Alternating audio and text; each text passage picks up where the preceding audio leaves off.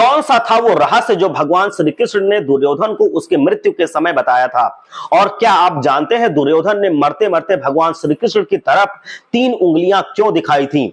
आखिर क्यों कहा कि दुर्योधन ने श्री कृष्ण को पापी? अगर आप भी जानना चाहते हैं कि दुर्योधन ने ऐसा क्यों कहा होगा तो वीडियो के अंत तक बने रहिए और जय श्री कृष्ण जरूर लिखिएगा।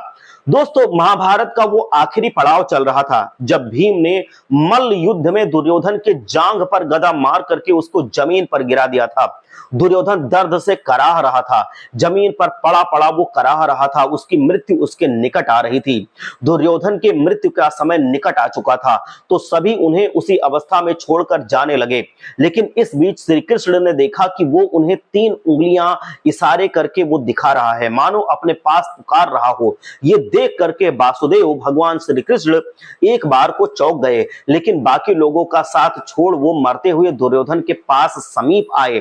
तभी दुर्योधन भगवान श्री कृष्ण को 3 उंगलियां दिखा रहे थे।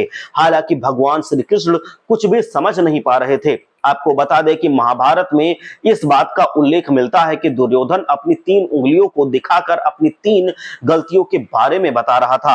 असल में ये गलती थी जो दुर्योधन ने नहीं की होती तो शायद वो इस अवस्था में ना पड़ा होता, इसलिए शायद वो 3 उंगलियां दिखा रहा था। युद्ध जीत कर कौरवों का सारा राजपाट दुर्योधन को मिल जाता।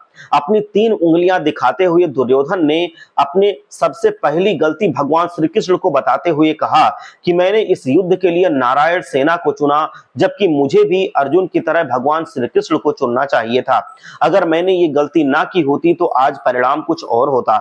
इतना सुनते ही भगवान श्री कृष्ण दुर्योधन से कहते हैं कि वो अधर्म का साथ नहीं देते। इसके लिए बाद दुर्योधन अपनी दूसरी गलती बताते हुए कहते हैं कि माता के लाख कहने पर भी वो श्री कृष्ण के बहकावे में आ गए और अपने जंघे पर केले के पत्तों को लंगोट पहनकर लपेट लिया।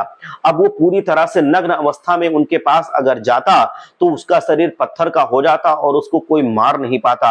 वहीं दुर्योधन अपनी तीसरी बड़ी गलती को बताते हुए भगवान श्री कृष्ण से कहने लगा कि अगर मैं युद्ध में नहीं उतरता तो शायद उसके भाई और मित्रों की जान बच जाती। दुर्योधन ने श्री कृष्ण को भी पापी कहा, बोला आपने छल से गुरु द्रोणाचार्य को मरवाया, मेरे मित्र कल को भी छल से मरवाया और यहाँ तक कि मुझे भी आपने छल से ही मरवाया, तुम महापापी हो। इस पर भगवान श्री कृष्ण क्रोधित नहीं हुए, बल्कि विनम्रता से दुर्योधन से कहा कि तुम्हारी हार का कारण तुम्हारा व्यवहार है, साथ ही तुम्हारी गलतियां हैं, साथ ही तुमने स्वयं अपनी कुलवधू का वस्त्र हरण करवाया था, इससे महापाप और क्या होगा। और ये तुम्हारी सबसे बड़ी गलती थी, तुम अधर्मी हो इसलिए हारे हो। ये सुनकर दुर्योधन को अपनी गलती का एहसास हुआ और एहसास होते ही दुर्योधन और भी ज्यादा कष्ट से भर गया और कुछ ही देर बाद उसने अपना प्राण त्याग दिया।